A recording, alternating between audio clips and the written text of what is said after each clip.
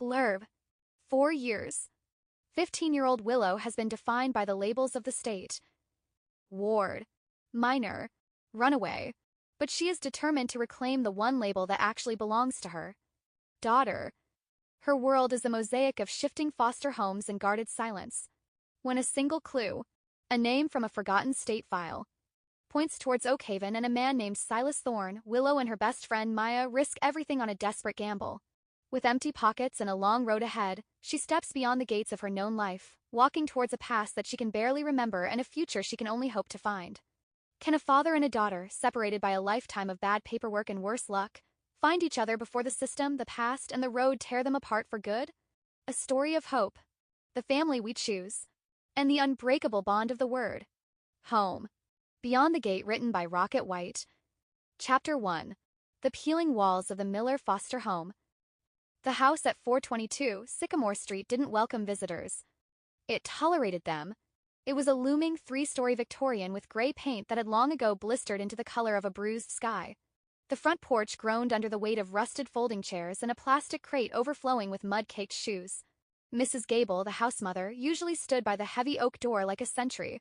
At 64, her face was a map of deep-set frown lines and skin as tough as old leather.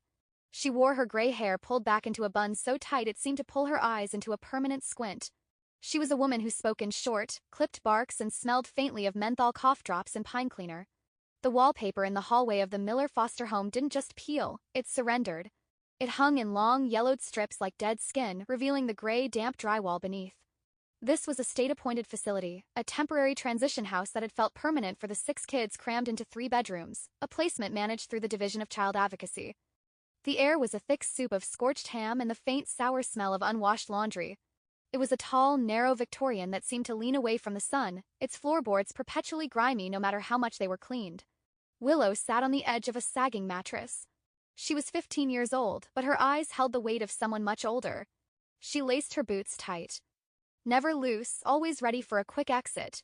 She was a girl made of sharp angles and guarded expressions. Her hair was a jagged, self-cut bob, and her denim jacket was her armor, reinforced with iron-on patches of wolves and lightning bolts. Having bounced through 4 different foster placements since the age of 7, she had learned the hard way that silence was a shield. Her friend Maya sat cross-legged on the floor. Maya was softer, her eyes always searching for a reason to smile. Maya was shorter, her head barely reaching Willow's shoulder, with a round face and a dusting of freckles across her nose that seemed to glow when she caught the light.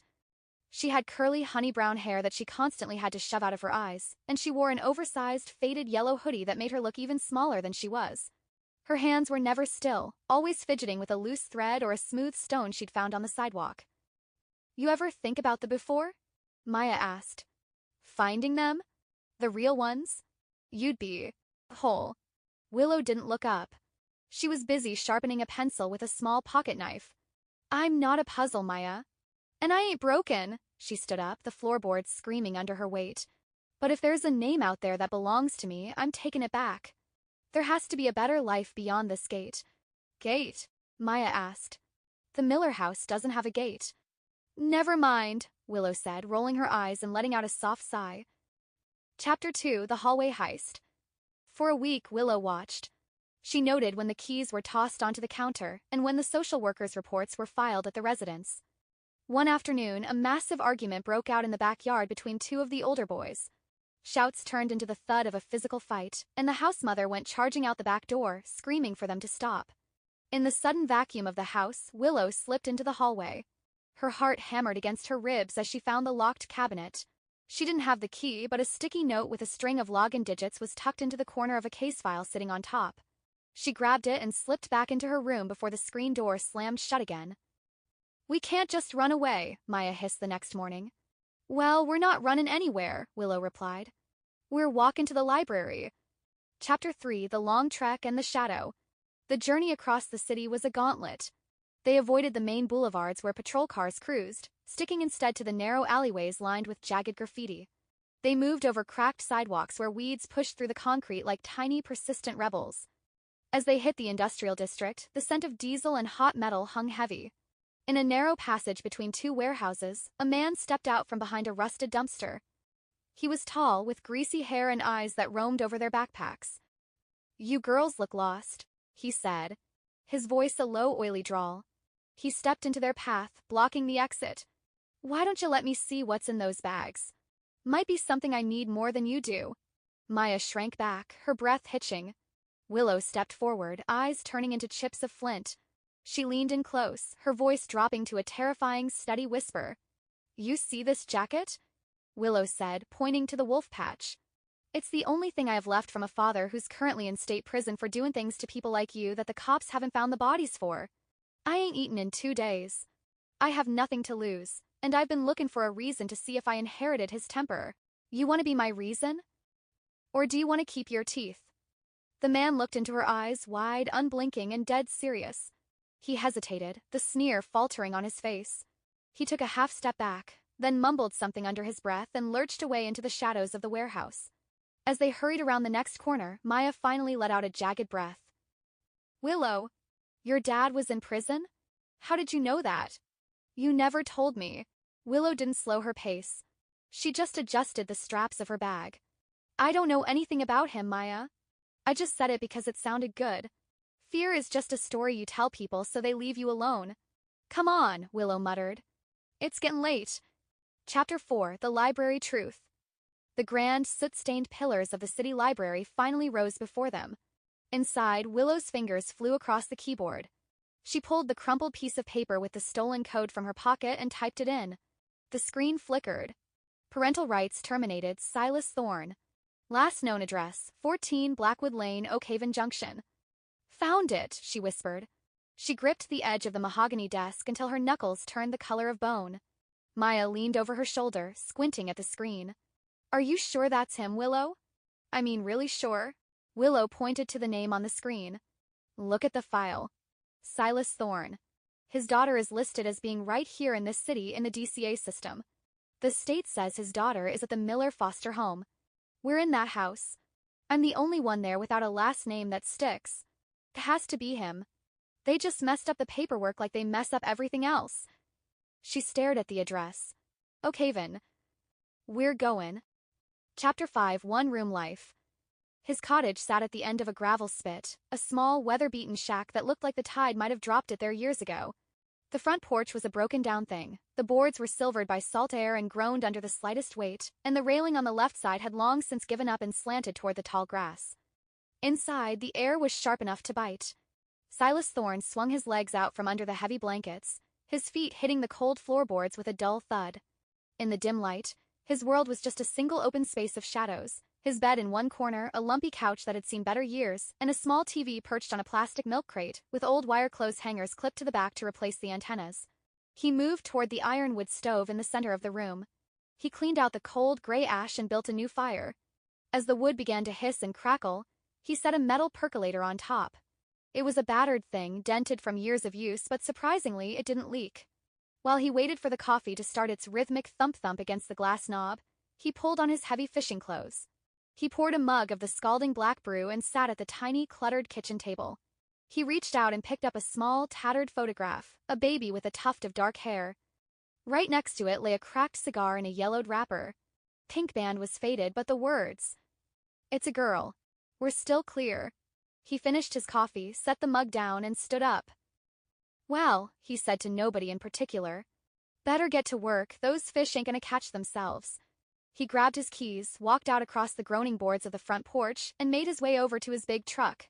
It was a massive working rig, outfitted with a giant steel toolbox bolted to the side and a rack holding tangled nets and rusted tools. Hitched to the back was his fishing boat, a vessel that was far nicer than the house he was leaving behind. It was large enough to be an apartment on the water, gleaming and well-kept, and as he checked the hitch, he wondered. Not for the first time. Why he didn't just move onto the boat and let the shack go back to the sea. The engine roared to life in the mist, and he drove out of the gravel drive, heading out for the day. Chapter 6, Freight Trains and French Fries. The journey to Oakhaven was grueling. They spent every cent they had on bus fare, riding as far as the money would take them until the driver called out the final stop they could afford. When they stepped onto the gravel at the edge of the city, Willow checked her pockets one last time. They had exactly 35 cents left between them. From there, they hiked through miles of waist-high golden grass. As night fell, they could see an old, rusted-out freight car just a couple of yards over on the train tracks. When they reached the tracks, the massive steel door of the freight car loomed high above them. Maya stood on her tiptoes, reaching up, but her fingers couldn't even catch the edge of the metal floor. As usual, I'm too short, Maya whispered, looking at the dark interior. Willow didn't say a word. She braced her back against the rusted steel, locked her fingers together to create a step, and hoisted Maya up. With a grunt and a scramble of sneakers, Maya tumbled onto the straw-covered floor, reaching back down to help pull Willow up. They sat in the straw, sharing a single bag of crushed pretzels while the wind whistled through the metal. The wind woke them up early the next morning, cutting through the gaps in the steel door. Maya huddled into her yellow hoodie, her stomach letting out a low growl. I'm so hungry, Willow, Maya said, her voice small and shaky. Willow tightened the laces on her boots, her face set in a determined mask. Don't worry. When we get there, I'm sure my dad will have some food for us to eat. They reached the cottage in Oakhaven. It was a skeletal thing, overgrown with ivy. Willow knocked, but the sound echoed into an empty room. He's not here, Willow whispered, her voice finally breaking. She slumped down on the top step. I'm starving, Willow. And it's getting dark, Maya murmured, hugging her knees. Willow stood up, her jaw set. Come on. There's a convenience store down the road toward the main part of town.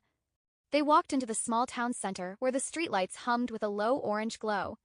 Outside the store, Willow stood, her hand out, eyes fixed on the pavement. She panhandled for about a half an hour, telling sad stories about how her dad was supposed to meet them at the bus stop but never showed, enduring the cold stares of strangers until she finally came up with enough money for a large order of fries and 2 sodas. They sat on a curb, the steam from the paper carton rising into the chilly air. Once the fries were gone and the sodas were finished, Willow wiped her hands on her jeans and stood up. Okay. Let's go back. Maybe he's at the house now.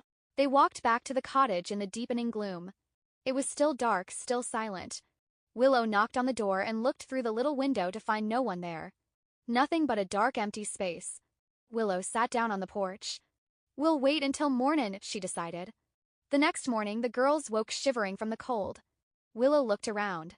She got up and looked through the window of the cottage. Still empty. The girls were tired, hungry, and beaten. They decided it was time to go back to the city. Back to their slow, boring life at the Miller house. Before they left, she tore a page from her notebook, scribbled some words on the paper, and shoved it into the doorframe. Then the 2 best friends got up and headed out of the driveway, down the road, and back to the Miller house. Chapter 7, The Note. The sun was dipping low when the massive truck rumbled back down the gravel spit.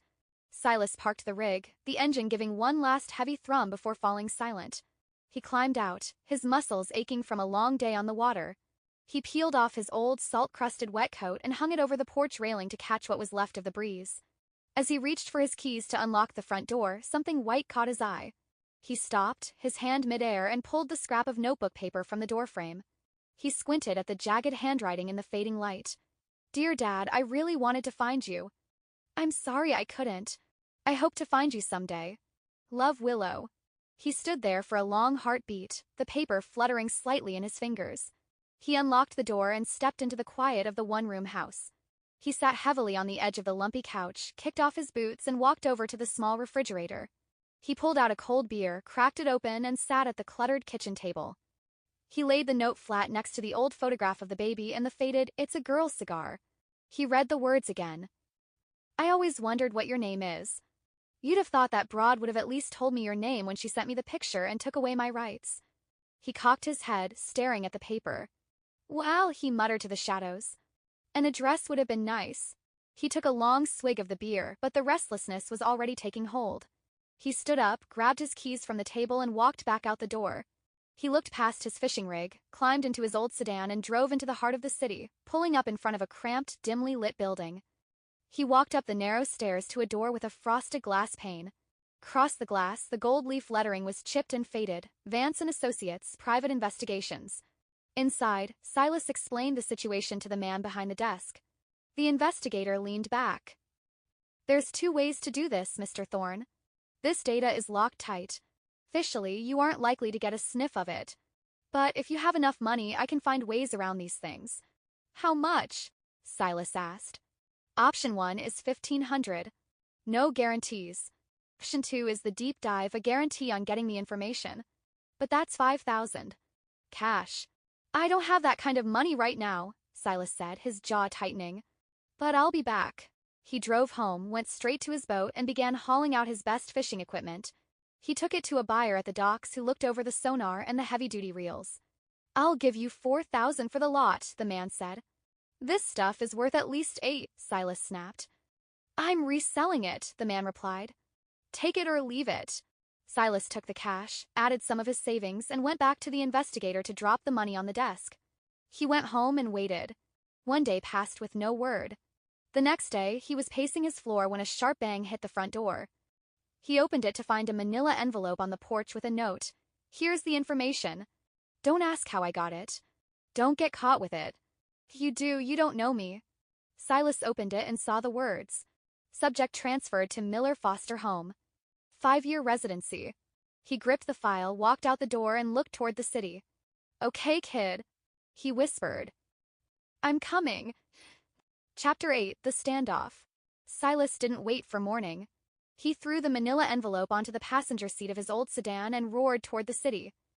He drove through the night, his mind anchored to the single address he'd seen in the file, 422 Sycamore Street.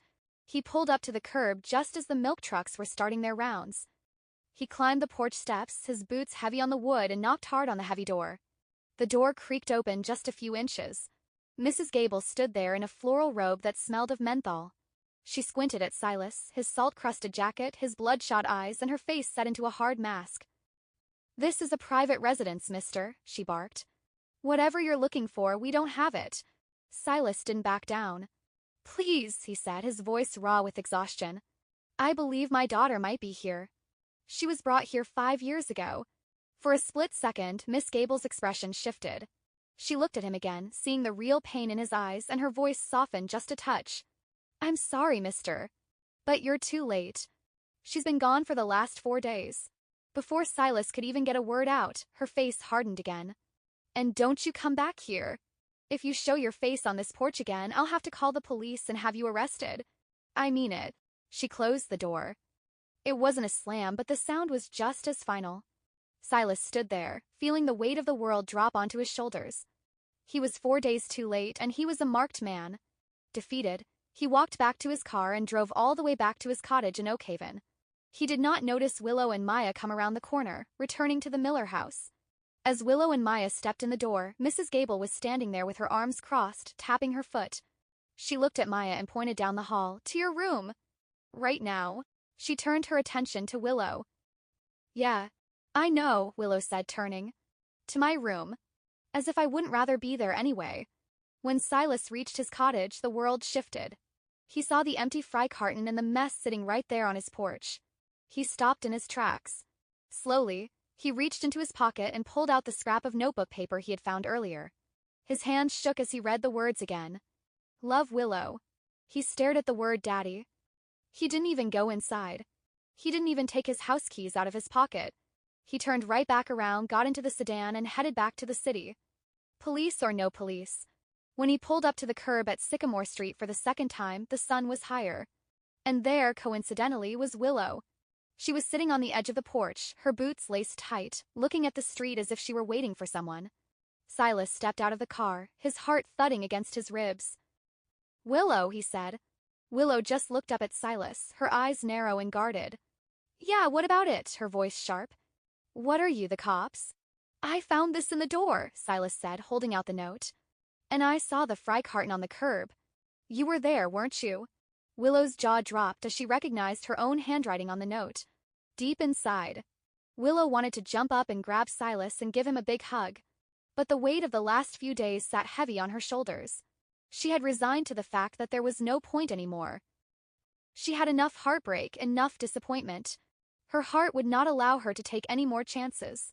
That moment, the door behind her creaked and Maya appeared. She sat next to Willow, her face pale.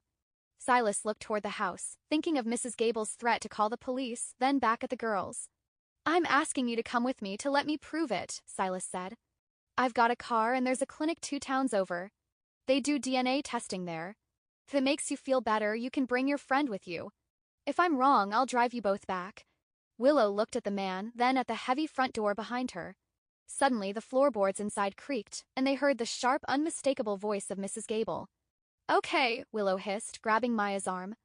"Hurry up before we get caught." They scrambled off the porch and slipped into his car just as the screen door began to groan open. Silas pulled away from the curb, his heart hammering as they disappeared around the corner. Chapter 9: The Growl in the Dark. The old sedan's engine began to rhythmically knock as they climbed the winding back roads, and a thick white plume of steam suddenly erupted from under the hood. Silas guided the car onto the soft shoulder right in front of the rusted gates of an abandoned logging site. He stepped out, waving the steam away with his hat before leaning back into the window. "She's overheated, girls. Cracked a hose, looks like." Willow climbed out, looking at the dense wall of pines surrounding them. "Can you fix it?" "Not until it cools down and not without parts from town," Silas said, looking at the sun dipping below the jagged horizon. "It's real late and there's nobody around for miles. It'll be safer to just go ahead and hang out here for a while until morning." They camped at the abandoned logging site. Suddenly, a huge, mangy stray dog emerged from the shadows, its teeth bared. Maya froze. Willow reached for her pocket knife, but Silas moved first. He stepped calmly between the girls and the animal. "Easy now," he said, his voice a low rumble. He pulled a piece of dried meat from his pack and tossed it deep into the shadows. The dog scrambled after it. Silas turned back. He saw Willow's white knuckles. "He was just hungry, kid." He squeezed Willow's shoulder. "You're safe." Early the next morning, Silas woke the girls up while the dew was still heavy on the grass. "Come on, let's head out. We need to take a walk into town and we'll get something to eat while we're there." They set off down the quiet road, the air crisp and smelling of pine. As they entered the small town, Silas pointed at a small mom-and-pop cafe. "Okay, girls, time for some breakfast." They went in and Silas ordered a cup of coffee, and Willow ordered 2 eggs, bacon, and toast, with a small glass of milk. Maya ordered 4 eggs, 3 strips of bacon, 2 breakfast sausages, toast, hash browns with gravy, cereal, a large glass of milk and orange juice. Silas let out a gentle laugh. "You sure that's going to be enough?" After they ate, they went out and found a small auto parts store on the edge of town and bought the right hose. Then started the long walk back. As they walked, they chatted about life in general and how great it would be to see father and daughter come together. They spoke about the future with a quiet hope that made the miles go by faster. They made it back to the camp, fixed the hose, and drove on their way. Chapter 10: The Paperwork and the Path. They drove straight to the clinic in the next town over. Silas walked up to the heavy glass desk, his hat in his hand, and explained they needed a DNA test. The lady behind the desk looked over her spectacles at the 3 of them. "Are you the father?" Silas and Willow looked at each other for a moment. "Yes," Willow said, her voice firm. "And I'm the daughter." The lady tapped a few keys on her computer. "This is going to be $250. Fill out this paperwork while you wait." "Wow, I didn't think it would be that much," Silas muttered. He pulled out his checkbook and leaned toward the glass. "Will you take a check?" "No," she replied without looking up. "Credit cards or cash only?" Silas sighed and pulled a plastic card from his weathered wallet. He swiped it, took the clipboard, and they went to sit in the corner. As they looked at the lines on the form, Silas frowned. "I don't know the answers to half of these questions, Willow." Willow took the pen from him. "It doesn't matter. Just put anything." They scribbled in the blanks together, making up the history the state had stolen from them. When they were called back, they got their swabs and were told to come back tomorrow for the results. Outside in the parking lot, the sun was still high. "We've got a whole day to kill," Silas said, looking toward the distant green hills. "How about we head up that way? Get into some nature, do some hiking." They found their way to a trailhead miles from the city noise. They hiked for hours, looking at the nature and talking a little bit about nothing and everything. But as the afternoon wore on, the trail narrowed to a ribbon of shale on a cliffside. Willow stopped, her boots shuffling back. The ledge was getting smaller and smaller. "I can't move," Maya whispered, sinking to her knees and sobbing. Willow looked at the drop-off and her breath hitched. "I don't think I can do this, Silas." "You can," Silas said, stepping back to act as a human wall against the edge. "Maya, take Willow's hand." "Willow, look at the heels of my boots." "Just the heels." One step, then the next. "I'm right here." He kept talking to her, encouraging her with every sliding pebble. "That's it, kid. You're doing fine. Just one more." They moved like a slow chain. When they finally reached the flat ground at the top, Maya collapsed into the grass. "I knew you could do it," Silas said, a proud grin breaking through his stubble. Willow was shaking, but she didn't let go of Maya's hand. They found a flat spot under a cluster of pines to rest and camp for the night. Chapter 11. The Sentence and the Arrest. Early the next morning, they got up and agreed they needed to get back to the clinic. When they reached the clinic, they walked straight to the desk to request the results. The woman reached for a manila envelope, but right before she could hand it over, a security guard came around the corner. "Hey, wait a minute. I need to talk to you guys," he called out, his hand resting on his belt. Willow's eyes went wide. She lunged forward, grabbed the paper from the woman's hand, and bolted for the automatic doors. Silas and Maya were right on her heels.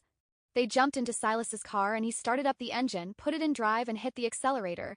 Almost all at the same time. "The park," Silas gasped, wiping sweat from his forehead. "Let's go to the park. It's quiet there." They reached the park and sat on a secluded bench. Willow's hands trembled. She held her breath as she tore open the envelope. Probability of paternity. 0.00%. Willow looked at the paper, then at the horizon. The silence between them grew heavy. Willow looked at the paper, then at Silas. She ripped the results into 100 pieces and let the wind take them. The three headed back to Silas's car, slid in and sat in silence for what seemed like forever. "Well," Willow said, her voice finally steady. "Let's go home." Silas nodded, reaching for his keys. "Okay. I'll take you back to the city, but I'm going to drop you off about a block away. I don't need that old lady calling the cops on me." Willow looked him in the eye and shook her head. "No. That's not what I meant." Silas froze, his eyes searching hers. He understood. He turned the car toward Oakhaven. They made it back to the cottage as the sun was setting. They stepped inside. Silas started a fire in the old wood stove and Maya found some old blankets. For the first time in years, Willow slept soundly and relaxed. Her dreams were full of happiness. She dreamed of herself and Silas living a comfortable and a happy life as father and daughter. The next morning, Silas woke up with his normal routine. He quietly crept past the sleeping girls and started the wood stove and his coffee. He left a note as he headed out to work. "Willow, I've got to get to work. But I'll be back tonight. Make yourself at home." When the girls woke, the first thing on Maya's mind? Food. They went to the cabinets and found some granola and peanut butter and bread. After eating, Maya asked, "What should we do?"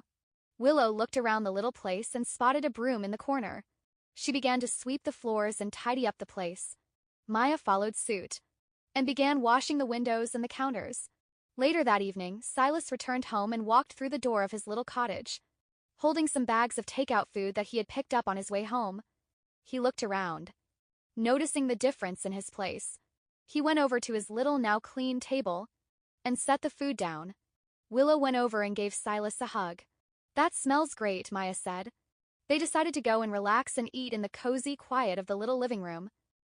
But as they were sitting in the living room, enjoying their food, quiet was shattered. Blue and red lights flashed against the overgrown ivy on the windows.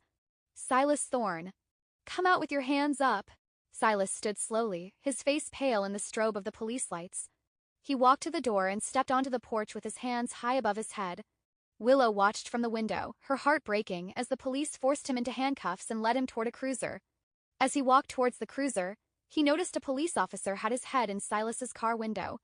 The officer stepped back and said, "I got it," and held up the manila envelope. An officer stepped into the house and looked at the girls. "It's time to go," he said firmly. Maya immediately went outside, her head hung low, but Willow stood her ground. "He's my father," she screamed. The officer looked at her with pity. "He's a stranger, kid. And you're a runaway." The police drove the girls back to the city through the night. When they arrived, Willow was escorted back to her room at the Miller house. She sat on her sagging mattress, staring at the peeling wallpaper when the door creaked open. Mrs. Gable stepped in and looked at her. "Are you okay, Willow?" "Like you care," Willow snapped, her voice thick with salt.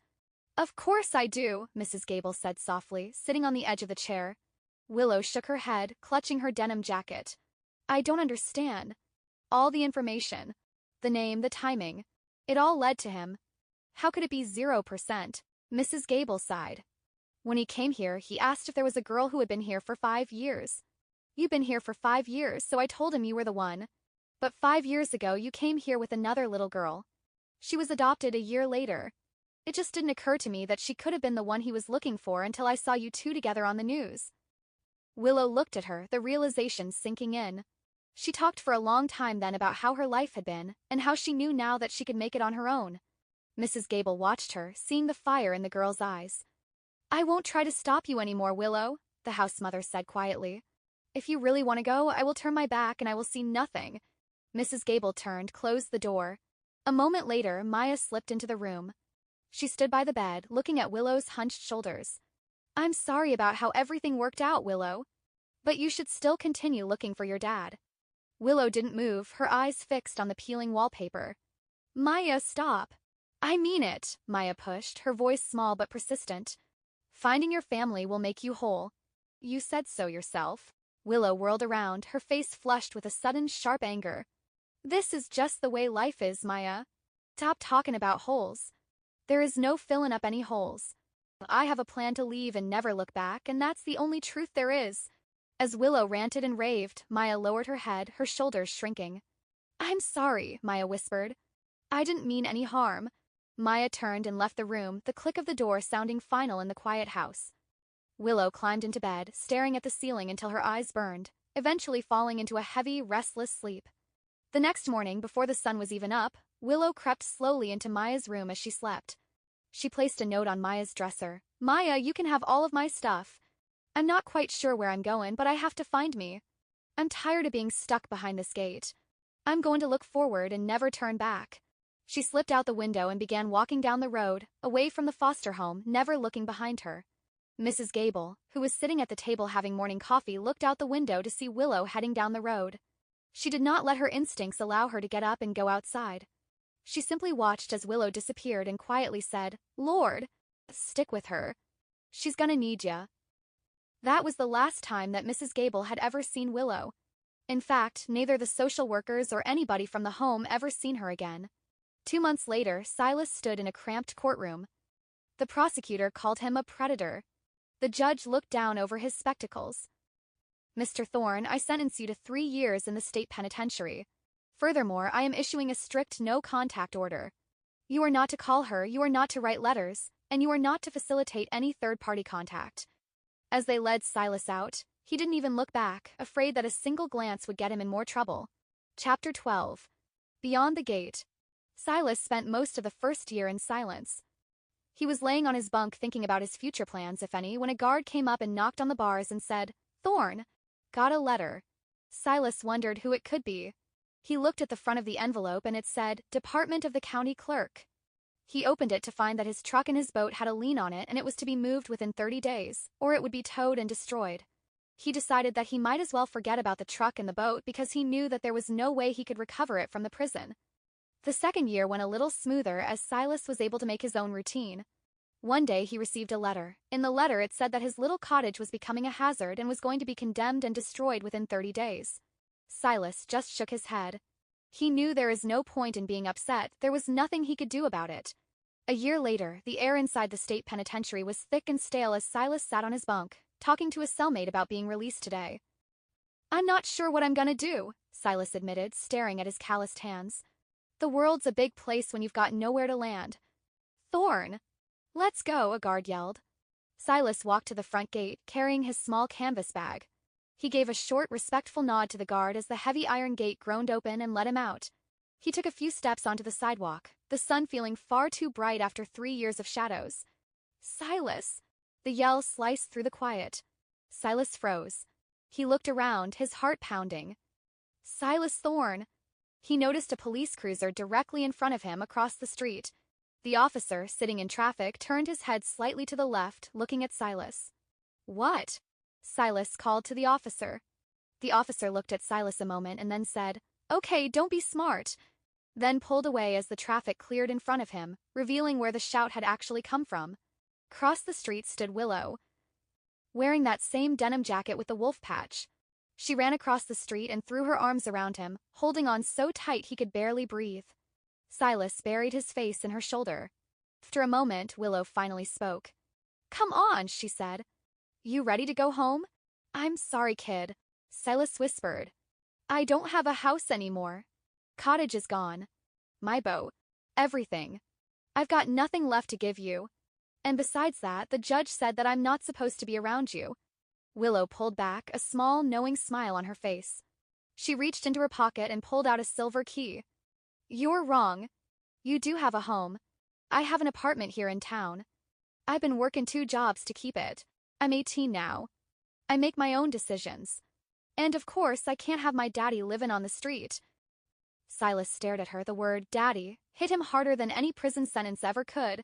He took the key, reached for Willow's hand, his hand shaking, and finally, they went to the one place that they had been trying to reach for so long. Home.